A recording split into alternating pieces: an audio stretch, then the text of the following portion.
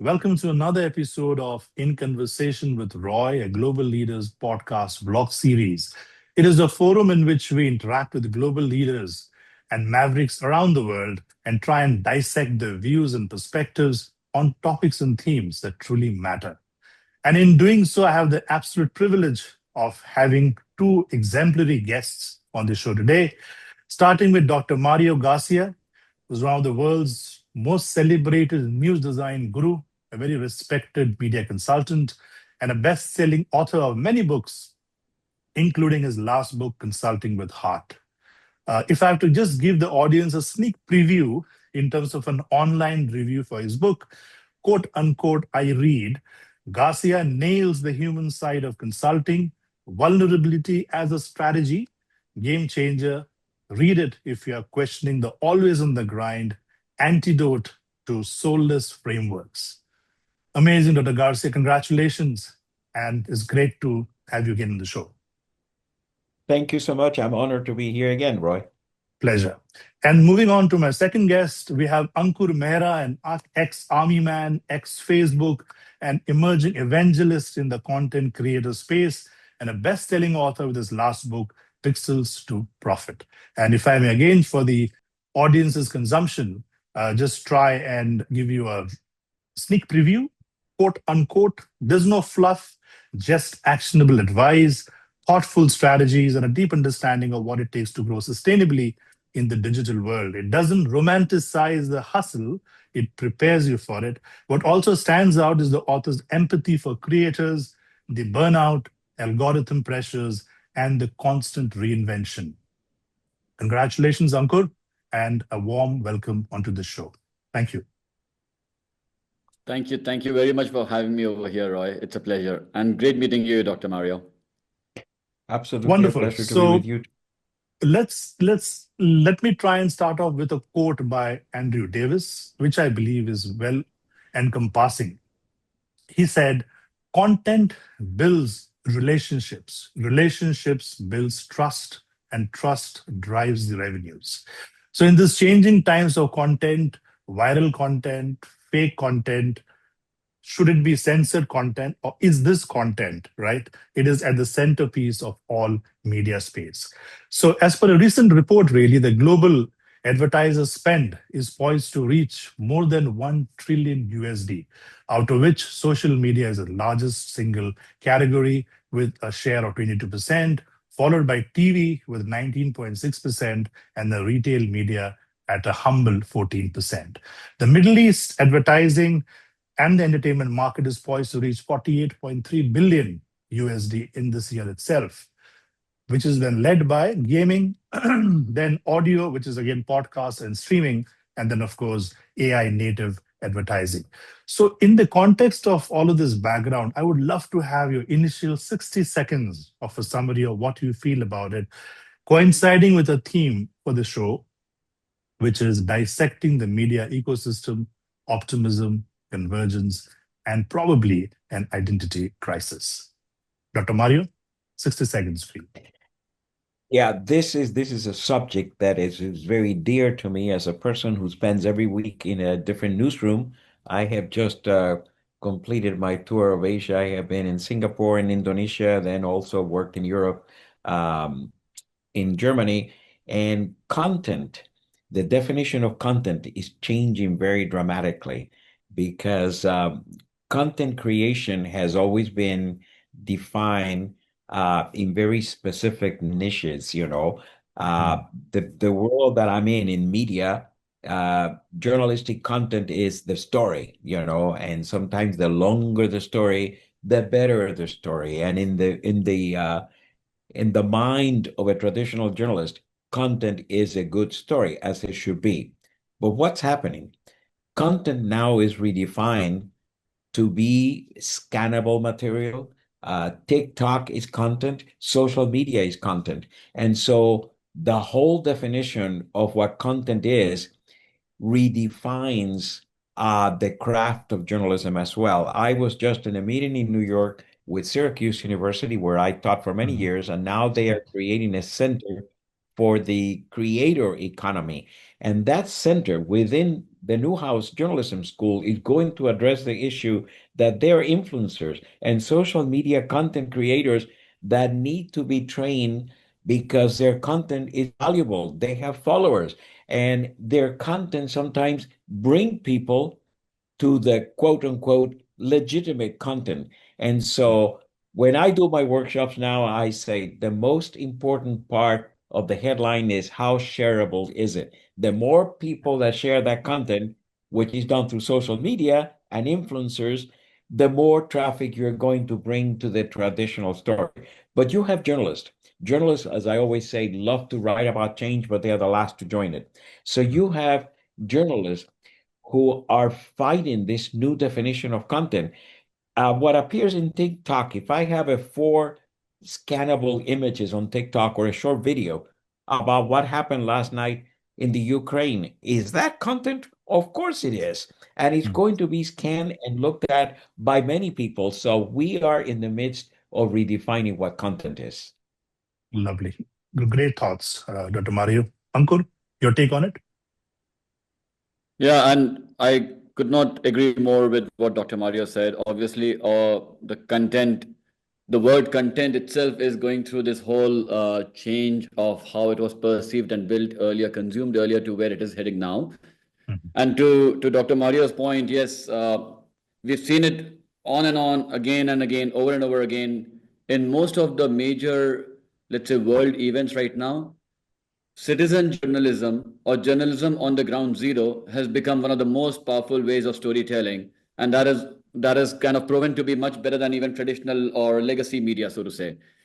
Similarly, I always think when we talk about the creator economy, there are five key components to my mind, which comes Mhm. across as a creator economy, ecosystem. The first, obviously, is the creator. The creator is the heart and soul of the creator economy. That is the person who runs the show, really. And then the creator is talking to the community. The community are people like you and me and everyone over here who's consuming content, partaking in it. Then there's an element of which you're talking about, which is where the brands come in. I call them the Mm. collaborators because they are collaborating in building out the kind of content that is going out to the masses. The fourth is, where does all of this sit? It sits on several platforms. We all spoke about TikTok just now, or Instagram, or YouTube, or whatnot. So those becomes the channels. And finally, everything brings together the terms around what you mentioned, Roy, earlier when you started off, is the ad spends or the commerce piece of Mm. it. So Mm. all of these different five C's come together and define what the creator economy is all about. And everything that moves in and around is how content flows through. So yeah, I mean, that's my take on where things are Lovely, at the lovely. moment. Great And thoughts, Roy, if Ankur. I may add, Please. to what Anchor is saying, Mm. the reason to actually expanding on what he said, the Mm. reason that we have social media, the reason that there is 375 million images posted daily on Instagram, uh, is because this is basically the stories that we did not cover in traditional journalism. People were hungry for this type of Mm. information. So that's why you have in social media posts about my job, my baby, my honeymoon, the wine I'm drinking. We journalists decided to cover stories the way journalists see things, the larger than life story. And what is important to the average citizen was not important enough to journalists. And so social media citizen journalism said, we are here and we're going to write our own stories. And so Mm. that's the social media phenomenon is an outgrowth of what we ignored in the media and we continue to ignore. So Anchor's point is basically the reason that we have so much traffic in social media and sometimes we don't have that traffic for stories that are quote unquote legitimate according to Mhm. traditional journalism. Well said, Dr. Mario. I think social media has truly come in to fill the vacuum which was left on by the conventional journalists earlier. Coming back to Dr. Mario, in this changing times for content, and a very pronounced shift to mobile-first design thinking, you look at AI and prompt engineering. You very rightly said that it is very important to keep the human touch at the center, as like you said, preserving the scent of the human in everything that we kind of create. So can you probably explain this further for the audience? Yes, I think that the human byline, the whole biological thing that we can see, we can smell, is going to become extremely valuable. When we see a story a year from now, 2 years from now, many stories are going to be written by robots Mm, because they will be able to master the formulas, the inverted pyramids, who, what, when, and where. They will be able to do that. What they will not be able to do is to relate what the senses convey. So I tell in my workshops right now, I work with journalists and I say, even if you are dealing with financial journalism, where it's cut and dry, it's profits and mm, losses and bankruptcies, if you're interviewing the CEO of a company and you walked into that office, pay attention to the surroundings. What is that office like? Sometimes you will see that behind the desk of a CEO is pictures of when he was a hockey player or a soccer player in college. That observation needs to go in the story. The scent of the human is where you mark your spot, and you might say competition is not new to John Jones. He was a hockey star, but how did you get that? Because you have eyes. The robot will begin that story with losses for the company. What the mm, bottom line for the company is fact. I am putting together an article right now where I insist that we humans have a monopoly on the soul, but AI has a monopoly on the facts.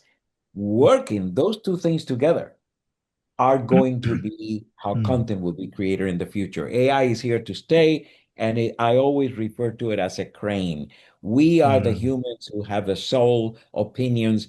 We can draw on life experience.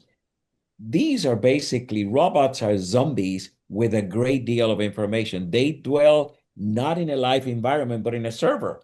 You dwell in a house, in a garden, in the mm, streets, on the train. And so the scent of the human is putting biology, your sense of being at the center of the story.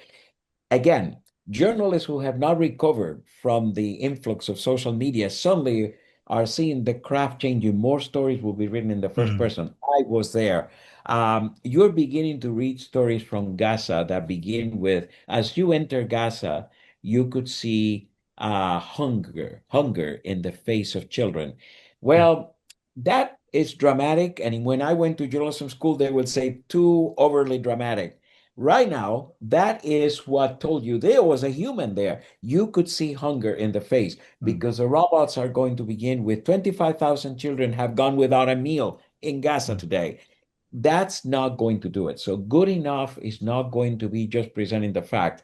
Good enough will be a mixture of the facts of the story with the soul of the The story. soul. That's the scent of the human. Yeah. Very intriguing. So, Dr. Maury, would it be fair to say that whilst AI has come a long way and we are trying to humanize AI and trying, the AI is also trying to get onto the realm of looking at cognitive biases, but they are still not at the stage where it can probably replicate the five senses in that sense of the word, isn't it? Yeah, I think that we are still in the we fear AI stage. And Mm, I am an advocate, okay, the AI, the fear of AI good or bad, we need to sort of graduate from that and move mm. on to AI is here to stay. When people say it's like the invention of printing, beyond the invention of the Right. internet, I agree. But you have to see it as two things: a crane to do the heavy lifting for you, your research, and a thinking companion. I use it on a daily basis. If I'm writing a story, if I'm writing a chapter from my new book, Mhm. I will, use this as the ultimate thinking companion. First of all, no matter what time zone I'm in, that crane is there ready to go up and down. Mhm. I'm coming to terms with the fact that I, as a human, don't have access to the full library of knowledge. AI does. These robots have been trained in 175 billion parameters of words. I Right. am not, but I can draw on what I remember as a child. Yeah. I can draw on a book that I read when I was in college. So my library is more limited, but my soul is not. Intriguing. Very intriguing indeed. Uh, Coming back to Ankur. I think, can I Success. just Yeah, also add go on, over please. here, Roy, is the fact that we also see nowadays, especially in the creator economy, Mm, in the social media world that we are in nowadays, mm, the the influx or the bombardment of content mm, is so much so that there's already started to become an attention deficit kind of a syndrome that we are kind of dealing with right now, right? There's so much of mm, content to consume on a day-to-day basis. The moment I open my phone, like, you just keep on scrolling vertically and all. mm, While I do agree with Dr. Garcia on everything that you mentioned about the soul of the human connection to the story, but I do suspect of a future, and I fear the future, maybe perhaps in a way, is that when we have so much of content, and about 80% of the content might be, or 90% of content, or maybe even 100% tomorrow might be all AI enabled or creator influenced, AI enabled sort of content, mm, where will the human being have a chance to even experiment or interface with the real content? Because everything is going to be so much AI driven that the moment we keep on scrolling, and we just got what, 3 seconds to capture our content typically has got 3 seconds to capture our attention.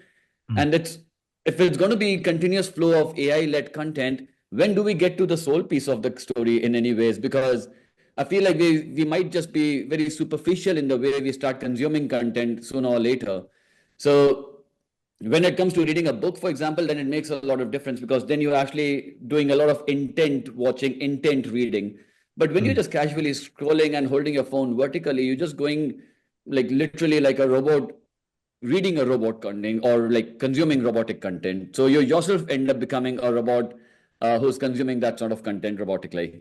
Good I agree. point. And I think this is where a CEO comes in. Mm, I think the smart CEOs are going to not lose touch with the scent of the human. They are mm, going to make sure that the content of whatever their media houses, their publication is, has a human center. And obviously, we know that that's not going to be the same for everybody because money talks. And I had a publisher recently, in one of my workshops, who said mm, for years and years, humans have given us information, stories that are good enough. AI does good enough. Well, AI can do good enough, but it cannot really. The stories come out stilted. You can tell that the story doesn't have a soul because all that they mm, deal with mm. is facts. So I think that you have hit upon something that will make a tremendous difference with management. CEOs are going to make sure that the content they produce has this human touch, as opposed to getting rid of the humans and saying, well, in this house, all stories are written. I am happy to say that most of the major media houses already have protocol in place that says no story here will be completely produced by AI. Mm. Obviously, maybe with the help of AI, but not completely produced. I hope that that stays. Interesting, interesting. And interestingly, rather, you've answered my next question there was to Ankur, wherein I was looking at, when you look at curating content, really, how do you advocate the human and the humane approach to really looking at the process? So that got answered. Ankur, Yeah, yeah, also, please. Roy, to this point, I mean, I'd love to add over here to this point Yeah. is that I think the biggest fear from where I look at right now is not about the content we are creating. The Mm, biggest question to answer right now is the content we are consuming.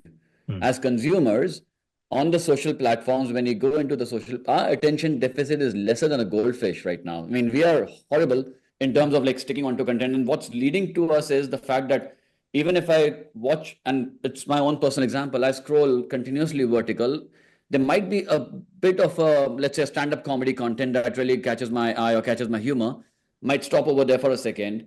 If I mm, like what I see, then I might go onto that creator's page.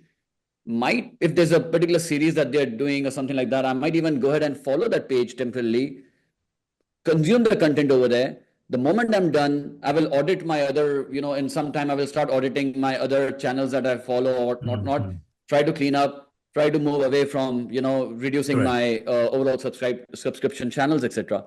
So for a creator who's even being authentic, as long as they're not continuously reinventing by the use of AI Mm, or whatnot, they will never be able to stand up head and shoulders above the rest of the creators. They will never be able to be on my feed for a long time. And that is where I feel like the biggest question here is not the content creation piece, but the content consumption piece. We as Very true. Very true. consumers are becoming like very robotic in the way we are consuming content. That's a bigger threat, I feel. Very true, very true. And just to add to that, Ankur, there's a latest trend of boomerang consumer behavior. Yeah. That's precisely what you pointed out. Subscribe, Yeah. watch, cancel, repeat, and then you're looking at subscription fatigue, as you very rightly mentioned out, and the bundling service, and so on and so forth. So which kind of disrupts, or let's say dilutes, the entire planned revenue cycle. So how do you generally see the future playing out for very large platform content curators? I mean, is it going to be more challenging? How do you kind of preempt? Yeah.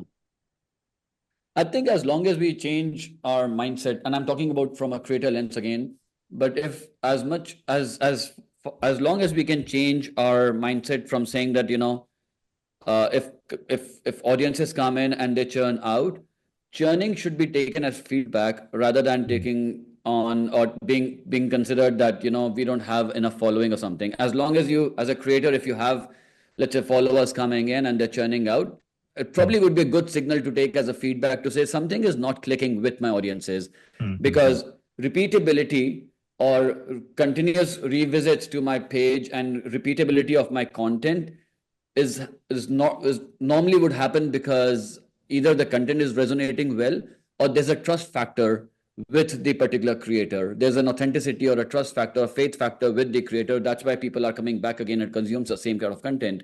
But if they're churning out, if they're moving out, then it is probably a signal for the creator to start thinking about it. What is it that they can do to kind of have more resident sort of subscribers / visitors. So even for big platforms, see, big platforms, it always works for them as much as possible, because if you have more people with lesser attention consuming a whole lot of more content across a horizontal spectrum of different creators, that is good news for the platforms, because platforms want more people to be in, and they want them to be stuck in an environment where they're not going to get out to any other platform, right? So Agreed. as long as they are in this space, they are very happy. So it actually breeds to the platform's advantage, but it frankly breeds to the disadvantage of the particular individual creator. So as long as a creator can start thinking about how can they create some sort of a momentum and a regularity with the visitors that are coming in into the page, that might start working for them. I mean, trying to drive more sort of appointment viewing based kind of scenarios would be more helpful for the creator. But for the platform, it might not be very helpful, because obviously they just want more people to just come in, suck in, and just keep on moving on so that they can stay in the environment. And to your point, Anchor, here, it's all about how content is consumed. And there again, we have a total separation between the way many create content and how the people are consuming it. Rule number one, I would say 70% of all content is created for horizontal formats and is consumed in vertical formats. So that's where the main problem begins. It's a physicality of it. People are scrolling, but the content is being created in many houses thinking of, if they're digital, they're not thinking, forget print. If they're digital, they're thinking this will be consumed on a horizontal computer screen as opposed to a vertical telephone. So that's rule number one. Number two, and I'm 79 years old, so I train in traditional journalism, was a lean back experience. When you're going to sit down to read your newspaper, you take off your shoes, you prepare your tea or coffee, you lie down and you read. Today, the consumption is in two modes, leaning forward and leaning back. I can lean forward into my phone 100 times a day for different reasons, to order food, to get a map, but I scan headlines, push notifications. There has been a train crash. There has been a war here or there. And then in those moments of leaning forward, because I was actually ordering pizza and suddenly I saw a headline, I say, when I settle down with my pizza, I'm going to lean back and read the story. The content is not created for these two modes of leaning forward and leaning back. Most content is lean back. And if I come to my phone 124 times in a day, Sometimes during a coffee break, I don't have the time to lean back. I want to scan four headlines. That's why TikTok, which the Washington Post uses very well for stories, in four scannable images, they tell you this is how this train crashed in Spain. But if I'm interested, I You dig remember deeper. that and I'm going to read. So the two modes of Hmm. consumption are not present in the creation. Interesting. Very interesting. That's a good point. And a bit I've had a chance to work with a bunch of creators. Um, Somebody told me once earlier from I think that person was was representing a platform, but they did mention, and I'm glad that you brought this point out, Dr. Mario, because this is so right. If you think about it, all the short form content that we view, all the reels, the shorts, the stories, all of that content is consumed on a vertical format of the phone. Yes. But the Yeah. moment you get into podcasts or you get into long form content, which is more than 15 minutes or 20 minutes, you typically just, Lean go back. into horizontal mode while you're on the Lean back. treadmill or You doing, lean back. Yeah. You lean back. So I think that's a great Interesting. point. Yeah, you're right. Absolutely. Short form content, more vertical, long form content, more horizontal and more sort of appointment based. Lean Because back. I'm Spanish, I always say there are tapas and there's a full paella. Most content, the chefs, if they were in a kitchen, they are making a big paella, but the consumers would like to have just three spoonfuls of it. Let me taste it, and if I like it, I come back. That kind of the differentiator between little tapas and a full paella has not become clear in most Mm. content creation setups. Lovely. And as we lean back in terms of the realization, I've been wanting to ask this question to Dr. Mario for a very long time because you have been kind of consulting so many media groups in your long checkered career. Culture eats strategy for breakfast, and strategy is always sacrificed, most often than not, at the altar of execution. So, in your case studies of having consulted some of the biggest, the most chaotic, if I may say, unrealistically aspirational, and also those with, let's say, disconnected realism, what has been your three, so-called biggest pet peeves or your problem statements whilst consulting? I think that, as I mentioned in my book, Consulting with Heart, you have to pay attention to culture. Um, I was just in Indonesia, Compass with a newspaper, and Mm, print is still a pretty powerful medium there. But you go out on the streets of Jakarta and you see motorcycles coming and going, and everybody has a telephone in their hand. I mean, the mm, passengers on motorcycles on the back seat behind the driver, they are, and so young audience, but the journalism in many of these places is still not mobile first, is still horizontal and mm, is still driven. So that's one of my pet peeves, knowing that nobody that I know is putting money into print being the future platform. yeah. More and more it will be mobile. So that's what, we need to start becoming mobile first without abandoning print. I think, although you didn't ask that question, the print platform of the future will be only the weekend, Monday through Friday. Mm, It will not be feasible, sustainable to have distribution and trucks and all of that. And people don't have the time. But leaning back on the weekend with a good product, I do with the New York Times, 13 sections, two magazines. You make yourself a pot of coffee and you sit down and no interruptions. I think that the pet peeve is basically the lack of ambition to become a mobile first mm, newsroom. mm, I go into newsrooms where they've already changed the architecture. The building is futuristic. The mentality is 1959. And so that is my major. I think that one of the reasons I haven't retired is that I have a passion for this, and many of these newsrooms still need to hear the gospel. They need to be told, start moving to mobile first journalism mm, because that mm. is what sustainability is going to be. Right. So that would be my pet peeve. Very interesting.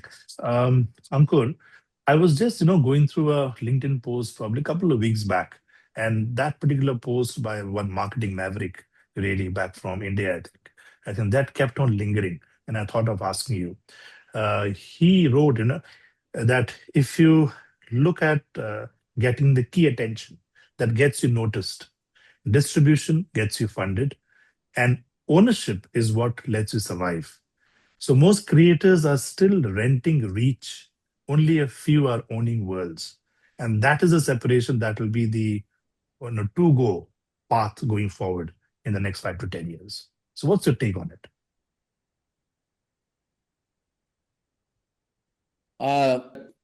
Views are always rented and IP is always owned. Mm, Uh, I think these are two important aspects of the same thing. Finally, we've got to reach to the consumers, to the audiences, right? yeah. There are there's a what and a how to it. The what is obviously the content, the story, the narrative. What is it that you want to tell your audiences? But equally important, if not more, is the how part of it.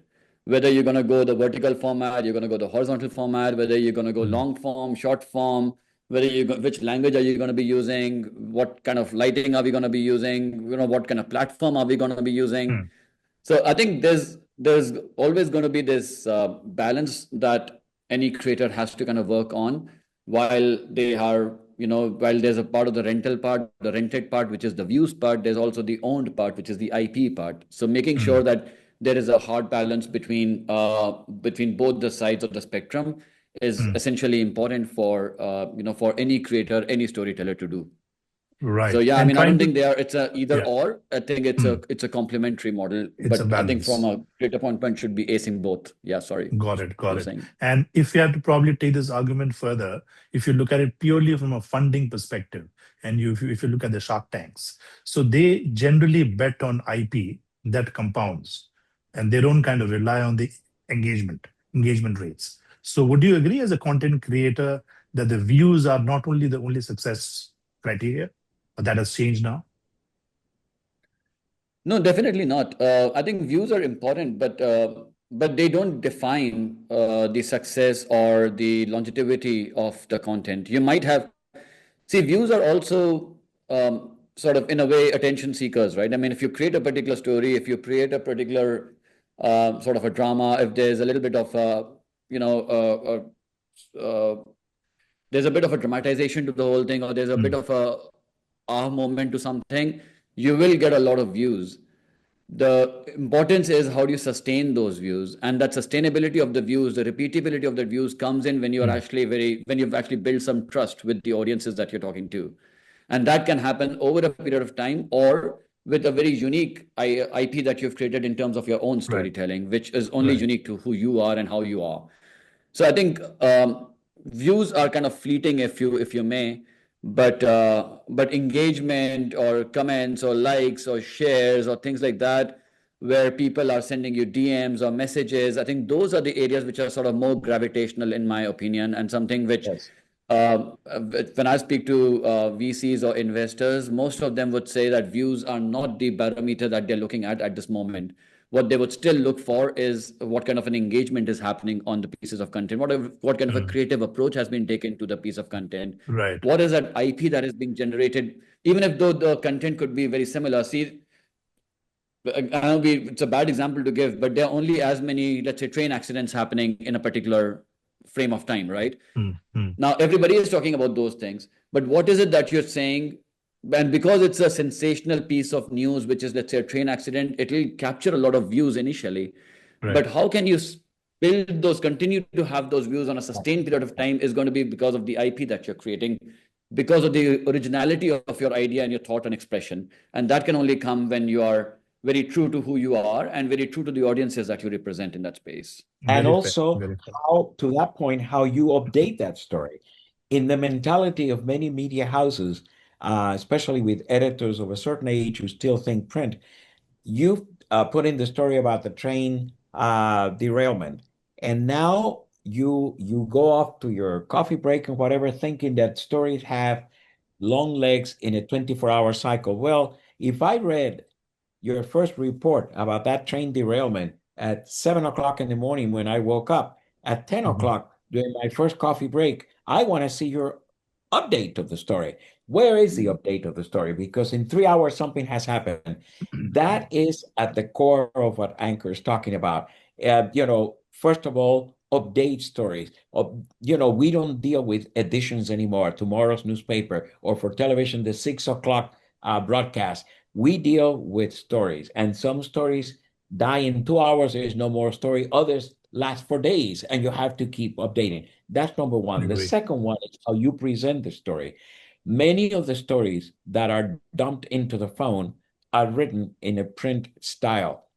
In mobile journalism, you do Mm. exactly as you would do a WhatsApp conversation. You write and Right. you show. And those stories engage the readers more. The average time spent on a mobile story is 13 seconds. To one. I mean, just to you, the question that I had in mind, that is about your book, really. So, in your book, you kind of wrote about and spoke about in detail about the gift of global perspective. You kind of mentioned that people respond to empathy and the truth. So, consulting isn't about really about culture bound, but it's kind of humanity bound. So, that is a very interesting comment to make. If you can just kind of explain this further in more detail. That'll be nice. Yeah, I think that you have, as a consultant, you have to come in um, with an open mind and not bring in the patterns that work for you in one project, in one specific environment to another. For many years, I was putting color into newspapers. I put color Mm, into 220 newspapers, including the Wall Street Journal. mm, So that is the example that I use, because if you are putting color into a newspaper in Scandinavia and you take a train ride across Scandinavia, you will notice that curtains in every house are white, mm, whether it's a farmhouse, a mansion, an apartment, white curtains. If you are doing a colorization of a newspaper in Sao Paulo, Brazil, and you take a train ride, you will see orange curtains, green mm, curtains, purple curtains. And so immediately, if you are the consultant, you cannot come in there with a minimalistic approach because you have just done the newspaper in Stockholm. right. Um, Culture is very important, but more important than that is listening to the people. Many consultants come into these places uh, with this almighty, I am the expert and you are here to listen. Mm, I have discovered in 765 projects across 122 countries that there were always people with bright ideas in the room where I just landed as the expert from out of town. mm, And listening to those people, I learned a long time ago that the best idea wins. If I go back to my projects, many times the winning idea came from someone sitting in that conference room. You combine that idea with the expertise of the person, and then magic happens. And I think that that's why consulting with heart could have been consulting with an ear. You have to mm, listen to what the people mm, are saying. You cannot come in there. I would always, if I come into a media house, like you come into the Wall Street Journal, and at that time it had been around for 102 years. How did it survive without Mario for 102 years? What is good about this house? And you will take a look at that, and that interesting. inspires you to feel honor that you're there and to listen, because the raw material, if Mm, this house is survived 102, I went to do Paris Match, the magazine, the iconic magazine of Paris, and I right. go into the library and you look at volumes and volumes of Paris Match. There was a history, there was success here. Why are they bringing you in? They're bringing you to extend the success, to Mm, get into the new way of telling stories. But I think that, if I may say so, many consultants become very full of their own ideas and very, in a sense, arrogant about mm. their knowledge, not knowing that in every project you learn and in every project there will be someone with an idea just as good as yours or even better. Lovely, lovely. And just to add to that, you also kind of advocated the gift of restraint. That is, you'll obviously hear a lot of ideas coming in, tangible ideas, probably in some sort of manner, but they are not worth implementing on the ground. So it's more about valuing discipline over the noise, right? And one very lovely statement that you make is also about sometimes the most strategic move is the one that you don't make. So if you can just kind of build on that, Dr. Mario. Yes, I think that you go into a lot of places where, especially if it's the CEO speaking, the CEO has an idea that you know already is not going to work, but it's the first 15 minutes of your first day. You Mm, don't shut this person up and say, "Oh, I already know in my previous," you have to let this person present. And for example, in the days of newspaper design, and I would come in to propose a new typographic palette for this newspaper. The type is difficult to read. Older people are not going to be able to read the type that you have. But before you even begin, the CEO pulls out of his pocket the box of a cough medicine and tells you, I like the typeface on the cough medicine packaging for my newspaper. mhm, At moments like that, and it's an atrocity. It's horrible. It's just moments like that test mm, you, and you cannot embarrass this man or woman in front of the team and say, "Are you kidding me? That type is terrible." You have to work through the paces to show right. this person that there is something better than the type on this cough medicine packaging, and eventually you win the day. But it has to be with a lot of diplomacy, and it has, showing the number of bad ideas that have been presented to me through the years. I cannot even recall, but in every case, you cannot shoot down that idea in 2 seconds. You have to show, and Mm, then sometimes even put the idea into a dummy and show them, and then they realize that it doesn't work. So these are steps. You cannot simply go into a consulting job and cut down the CEO and any ideas from the house as not worthy without you perhaps putting them into play and then showing them. And normally the best idea wins. yeah. Wonderful. See, I mean, in a media house, and I've been kind of wanting to ask this rather controversial question: who is the de facto boss in a media house? Would you call it the CEO, the board, or the EIC, the editor-in-chief? Because that's a hotly debated topic. Whichever EIC that I spoke to, they always came back saying they are rather pushed back, or there is a lot of kind of inertia on the ground. They're not able to push through with their visuals because they are the subject Yeah. matter expert. But there's always a lack of understanding, or a lack, or let's say a feeling of superiority from the powers to be, and things don't move as planned. So, what are your thoughts on that? In, yeah. In a dream consulting job, and again, I'm now into my 769 projects. So I have dealt with a lot of CEOs and so on. Mm, The CEO comes in and presents the vision. mm, Okay, that is very important. The CEO is there for a reason. This man, this woman understands the company, the goals of the company, and so on. The CEO presents the vision and then sort of retrieves and let the editors in chief, the people who are running the show, then deal with their own way of implementing that vision. And sometimes they have a different vision. But my most um, I would say forgettable projects are the mm. ones where the CEO, which in many cases was the owner or a family member of the company, dictating Yeah, things that the rest of the team did not like, and therefore it was not going to be implemented. I mean, correct. the people who are doing the daily tasks of putting this out are the editors, the reporters, the designers. No matter what the CEO wants, and it's not going to happen if these people don't buy into it. It's the same with the ideas of the consultant. If you are not the owner of this project. When you leave town, they have to produce this daily. Correct. So you have to make sure that the people who are producing the product have ownership of the product, not the CEO, not the consultant. So in the best projects, again, the CEO offers the global vision. This is where we would like to be 3 years from now. Mm, This is the way we're going to move. We are going to be a digital first operation. We're going to do more color. We're going to do mm. whatever. Then the people in the room who do it are going to get their hands into the pie and work with you on making that vision happen. Interesting.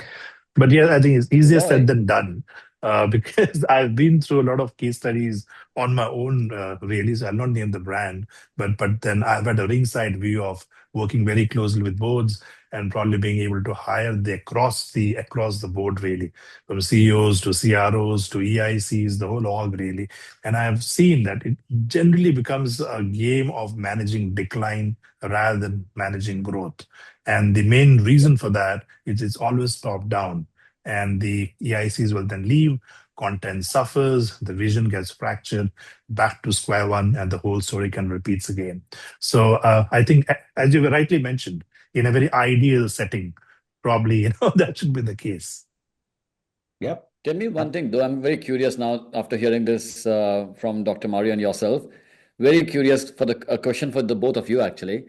Is Please. that in the creator economy, what do you think? Who is, to your question, Roy, who's the ultimate boss in the creator economy? Is it the platforms or is it the creator who you think has actually, has got the consumers or the audience's will?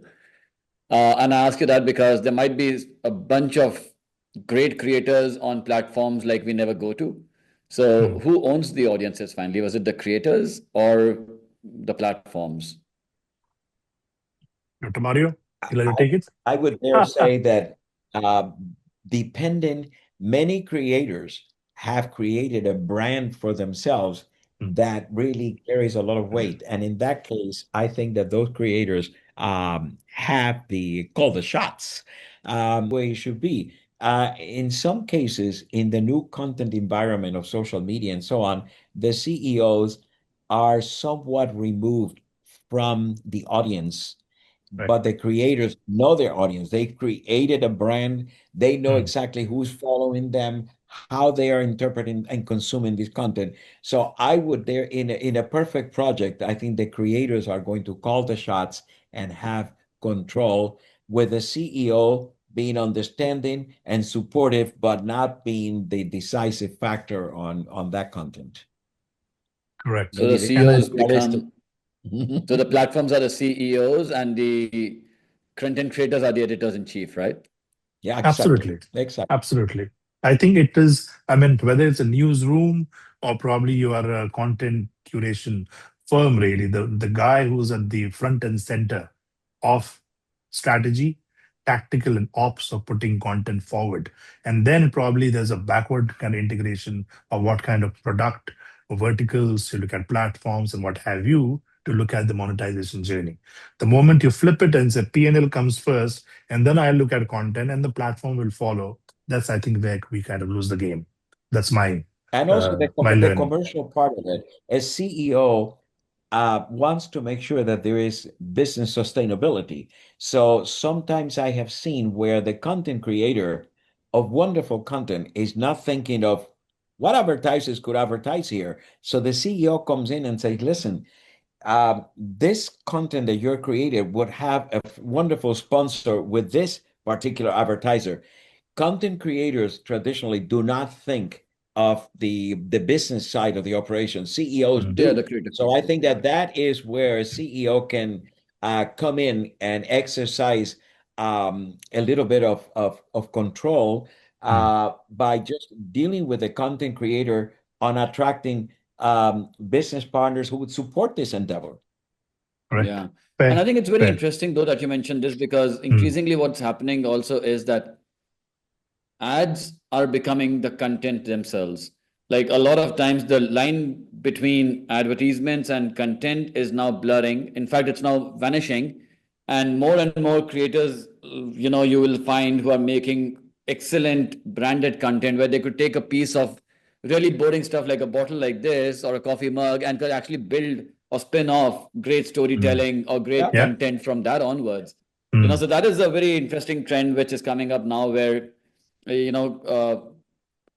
the commodity or the advertisement itself is the content and the content itself is the advertisement, in that Exactly. sense. True. Completely agree. Um, there are so many vagaries to the media ecosystem. I mean, there are so many coinages, tokenisms, really. And to add to that, there's a new coinism called VOD, or video on demand. right? So I think there is a need for us to kind of demystify for the layman, really, in terms of so many other things that they have to deal with, looking at VOD as a concept, and then looking at the various kind of so-called addendums, SVOD, TVOD, AVOD, and all that. And so, can you help kind of demystify that, and how do you feel VOD as a platform is being able to add to the advertiser mix? I think Anchor will probably be able to expand on this Mm, much more. But I think that video, the success of TikTok, the success of in my tour of Asia right now, mm, both in Singapore and Indonesia, but this is also happening in Europe. Uh, the three most likely sources of news and information for people 18 to 25 were in right. this order: YouTube, WhatsApp, and TikTok. Mm, Okay. So it did not include the brand. It was not the Singapore Straits Times. It was not the New York Times or Compass or whatever. It was three sources where the young people come for news and information. And in many cases, the only information they will have about what's happening in the Ukraine or what's happening at Davos is going to mm, come from those three sources. So that is very telling about where things are going. And in all three of those, video mm. is the protagonist. So enough said. I'm sure Agree. Anchor has something Agree. to say about this too. Yeah. Yeah. No, I think this is a great segue into the way I was thinking about is the fact that, see, I think generationally, we all consume content in our Dr. Mario's time, my time, the next generation's time. We all have, everybody's consuming content. What changes really is platforms, or where is it that we're Mm, consuming content, right? I mean, earlier it used to be the radio, then it became the television, now it's becoming digital media. The formats are mm, changing, it's becoming more snappy sort of content and all. I think the terms VODs, AVODs, SVODs, I think those are sort of manifestations of the same right. pieces of how we are consuming culture. For example, when you talk about attention, or when we're talking about attention viewing or attention grasping sort of viewing and all, or Mm, um, video formats that are monetizing on attention of folks, that would be more like AVODs, because that's ad dominated and all. But SVODs are more sort of intent viewing based content which monetizable. mm, So, for example, if I'm watching a piece of content over and over again and I'm coming back on it and I'm subscribing to it, that becomes a SVOD sort of a format and all. I do feel like all of these are more like, terminologies that are built in to kind of classify the levels or the specifics of which monetization are we looking at, or which monetization mhm, tap are we looking at. But eventually, what's changing is the consumption on the platforms, and that is more fundamental shift that's happening, irrespective of whether we monetize it through ads, or we monetize it through subscriptions, or we monetize it through connected TVs, or to whatever that might be. mhm. Interesting. Very interesting. Dr. Mario, I do have a good friend who's now the chief revenue officer of the Hindu. He was early with Times of India. So he had one favorite line, a slogan, so to speak, and he used to call it the magic of ideas vis-a-vis the logic of numbers. So if you have to look at the monetization journey thereof, what are those boundaries that you will have to be privy to and conscious of? Say, for example, if you look at the gray area of content moderation, right? Vis-a-vis viral fake news, your deep fake phenomena, and all of that. Just to give you an example, one fine morning around 5 a.m., I woke up to an incessant feed from one of the social media platform about war kind of happening in Iran, and some of Iran probably attacking UAE. And so early morning, it's all viral, all fake news, really, right? One after another. So is there some bit of, how do I put it, deterrent or drawing a line in the sand to say this is what you can curate, dish out? Is there a kind of some bit of a body regulation body to say this is okay, this is not okay, and so on and so, because right now it is almost like a jungle, really, you know. Yeah, I think that every publishing house has an obligation to set its own protocol because with AI, You have mm, hallucinations. You have videos that look like the real correct. thing. You have stories that look like they are accurate, but they're not. So I think the public is catching on to that. But I think that every house has to have in place a protocol which involves what is the role of AI in this house. I'm surprised the number of media houses that do not have this in place.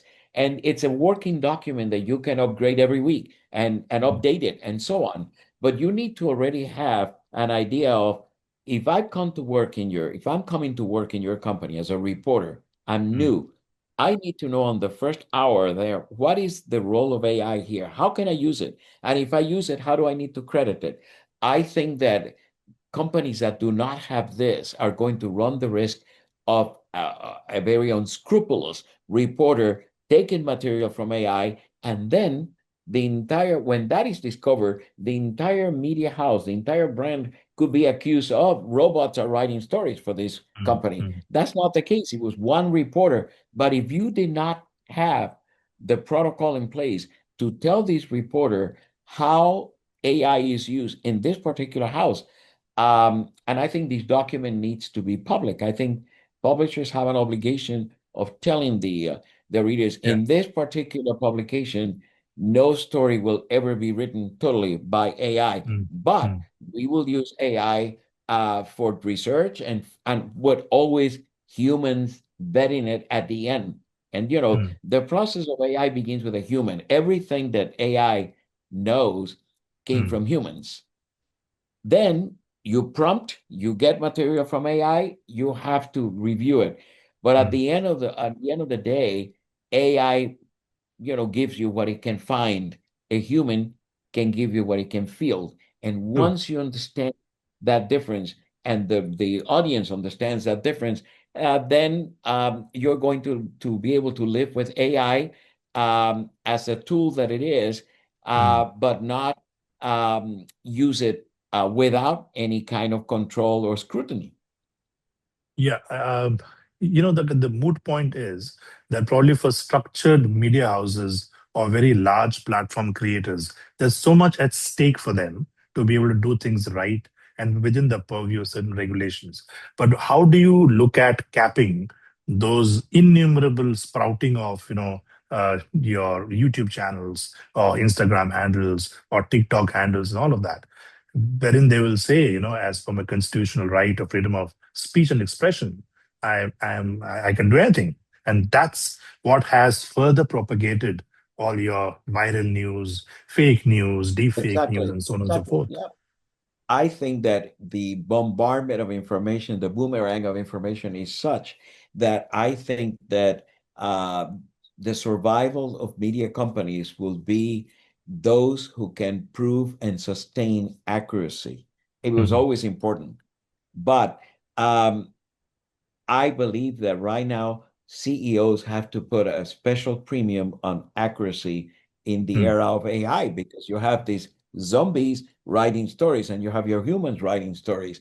You're going to have to make sure that on a daily basis, nothing that is published under your brand can cast any doubt in the mind of the mm. audience that this is real as opposed to fake. It's a challenge, but I think that accuracy will be what will separate one media company from the other one in the future. Interesting. Would like to add to that, Ankur? I do feel like there's nothing to disagree with whatever you said, Dr. Mario, but I do feel like AI is and I while I agree with you, I like to add on to what you're saying is that I feel that AI should be more additive and not sort of replacement to the creativity of the human beings. I mean, you can use it to tell a story better by Mm, using it to present the facts and using the facts in the right storytelling so that you are able to sort of amplify your narrative. But to replace the whole the concept of the original storytelling through AI, I think that would be very sort of detrimental in the long run for any mm, media mm. house, any particular creator. Yeah. But then, Ankur, there's no law, right? There's no law or governing body There which are says that. governance frameworks now. Mm, Sorry, no, there are governance frameworks now, but most of them, like for example, the creator economy has various creator economy guardrails and frameworks now. Right. Okay. But you're right. I mean, there's no sort of a top-down Formalized structure. governance-led sort of a framework Mm. to say that, this is what is absolutely black and this is what is absolutely Correct. white. Everything Correct. kind of falls in the gray space right now because I guess we are trying to, build the aeroplane while flying it at the moment right now. So there is no sort of Well said. clear-cut guidance in terms of, what is the extent to which AI can be taken to right now. And to your point, I was reading somewhere sometime back that there are about 300 hours of content being uploaded on YouTube every single second.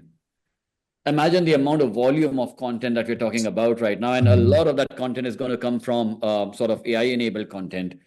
But what is, and to this point, maybe I think what I'd like to add over here is from everything will be, all the initiatives that people take or creators take or media houses take, especially around content creation, etc., is Mhm. to find out more monetizable opportunities. So if we can't stop the supply, but we can stop the demand. So if the demand, which is in this case the brands, if they stop paying money for, let's say, AI-led content, etc., then there's no Mhm. incentive for people to make content which is not going to get recognized in monetary terms. So I do Yeah. feel if we are able to not control the supply, at least because that's difficult because supply is very democratized at this point, but the Yeah. demand really is more sort of structured in that sense. And from where is it coming from? So, True. and the good news is, like, I was reading a report yesterday itself, which said that three-fourths of the three-fourths of the brand marketers are okay to working with content which is built with the aid of AI, Mm. right? But 89% of the brand marketers don't want to work with synthetic or virtual influencers. Sensitive media. So, Yeah. which is in a way a good sign. And that's why you'll find that it's not difficult to create virtual influencers or synthetic influencers, but they are not taking over different platforms right now, mainly because there is Mm. no incentivization for them. Nobody's True. going to True. buy that content. No brand is coming to sponsor that content. Mm.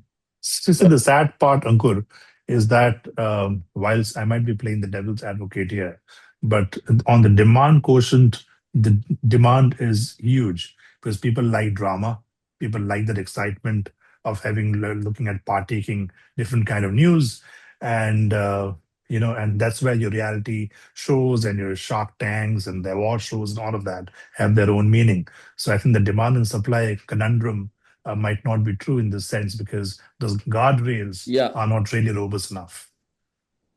Yeah. And when I say demand, I really mean in terms of the brands.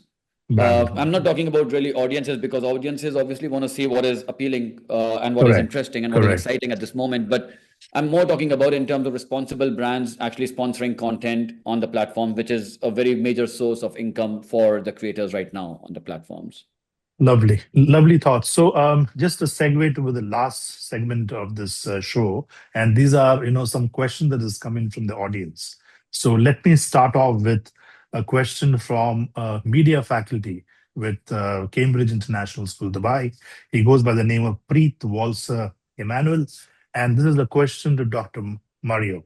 He says, should young media designers follow trends to stay relevant, or trust their instincts and aim to create the next big thing? And he says, did Satyajit Ray or a Van Gogh follow trend? They only kind of reimagine the next new.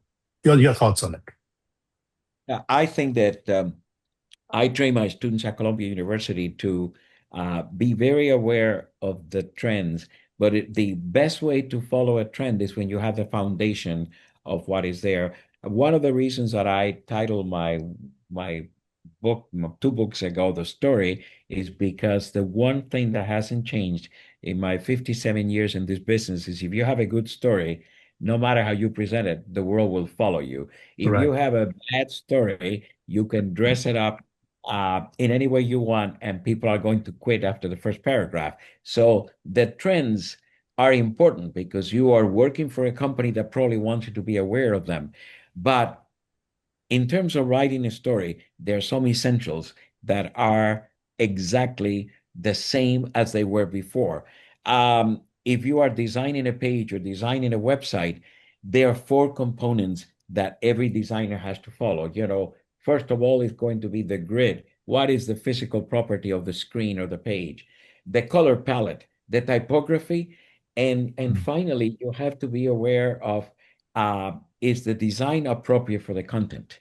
You know, Right. uh, if you're writing a very serious essay, the design needs to convey immediately this is serious, and so on. So the foundational elements, I teach those at the beginning of my course because I think everybody has to be on the same page. To Mm. articulate a trend, you have to know how to articulate the foundation of how you came to that. Amazing. Thank you, Dr. Mario. And there's a question again from Raghav Chopra. He's a news media leader here in the UAE. And probably if Ankur can take it, he says, as AI begins to automate layouts, headlines, thumbnails, and even storytelling format, what becomes the human advantage in newsroom and how do media companies protect that? First of all, hi Raghav. He's a gem of a guy. Of course, we all know him. But comes down to the question. I guess the answer to that is, as we mentioned, as we spoke about it during many times during this course of this last 1 hour. But I think, but the important thing is to understand that AI, as long as it's supplemental, it's additive to the nature of the story, then it's fine. But to maintain the human feel is the most important. Is the most important element of the overall narrative. I would like to kind of paraphrase what Dr. Mario said earlier. Is that uh, what is that? AI is good for the findings, but the human touch is good for the feelings, right? So something on those lines. I would say that as long as your story can convey Mm. the emotion of where the human soul and the feel is, and add it up, dress it up with facts and figures or thumbnail designs and other aspects from the AI or the technology aspect of it, Right. then you've got a lethal combination to go forward with. I think that's a much more potent combination to have to tell a more effective and a more impressive story rather than just keeping it more plain Jane. Lovely. Thank you, Ankur. Uh, So there is another last question now for a gentleman. I think we all know Anshuman Joshi, who was a senior editorial leader in Khaleej Times. Then he was last with Gulf News as well. So he's got a poignant question for Dr. Mario. He says, with Dr. Garcia, I would like to ask, how can traditional media, despite its evolution, keep up in a world that demands proof of performance? Well, I think that the traditional media, and I know the Khaleej Times, they have been my clients. Yeah. Traditional media begins with a following, with a history. There are archives. You have been the voice of the UAE for so many years. You are a trusted agent already, but that will only get you so far in today's Mm. environment. So you have to keep up with exactly what Anchor was talking about earlier, how people consume. The Khaleej Times of 20 years ago was consumed differently from the Khaleej Times of today. How mobile first are you? And when you are creating your content at the Khaleej Times, ask yourself the question, do we plan everything for a small platform and take it to a big platform? Or do we create our content for big and dump it into small? Once you begin to ask those questions, then you will realize how you could be very witted and do content that is going to be consumed in a multi-platform environment, as opposed to staying with we create everything for large platforms, and if they consume it on the phone and scroll, that's their problem. You will not sustain yourself unless you can Mhm. make that transition. Your brand is the solid, the rock that you rest on, but learning how those uh, readers of today consume your information today and applying the rules to content creation, that's Mm. going to be the key to your success, to your success. Wonderful, wonderful. Great. Thank you so much, Dr. Mario. And that will be a wrap for this episode today. It's been an amazing discussion. We touched upon different vagaries, really, of the media ecosystem. And I think the viewers and the audience at large will have a lot of critical takeaways that they can chew, ponder on, reflect, and probably move on. Thank you again for your time and valuable insights. So this is your host, Roy, signing off. Till the next episode, wishing you a fulfilling 2026. Stay safe and keep shining. Thank you. Thank you. Thank you. Bye. Thank Thank you. you.